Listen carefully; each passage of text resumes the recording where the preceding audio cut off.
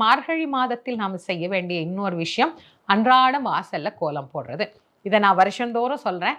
வாசல்ல நல்ல அழகா காலையில தான் கோலம் போடணுமே தவிர, ராத்திரியே கோலம் போட்டு அதுக்கு பார்டர்லாம் கட்டி காலையில அது அப்படியே இருக்கும் அப்படின்னு வைக்கக்கூடாது. சின்னதா கோலம் போட்டா கூட காலையில எழுந்து வாசல் தெளிச்சு கால நேரத்துல போடுற கோலம் தான் விசேஷமானது. அதனால மார்கழி மாதம் அப்படின்னாலே ஒரு வண்ணங்கள் நிறைந்த மாதம் அப்படின்னே நாம சொல்லலாம். அதனால நம்முடைய மனதுல எண்ணங்கள்ல நல்ல நிறங்களை நம்ம அப்படி கண்ணால பார்க்கிற போது காலையிலே நமக்கு ஒரு மிகப்பெரிய மகிழ்ச்சி அப்படிங்கிறது கிடைக்குது. இந்த மகிழ்ச்சியான மார்கழி மாதத்துல குளுமை எப்படி நமக்கு உடலுக்கு குளுமை தருகிறதோ அது போல இந்த வழிபாடுகள் நம்முடைய மனதுக்கும் ஆன்மாவுக்கும் குளுமை தரக்கூடியதாக அமையும். இந்த வழிபாட்டை எல்லாரும் செஞ்சு இறைவனுடைய அருளை பரிபூரணமாக பெறணும் அப்படின்னு உங்கள் அனைவரையும் அன்புடன் வேண்டி மகிழ்கின்றேன்.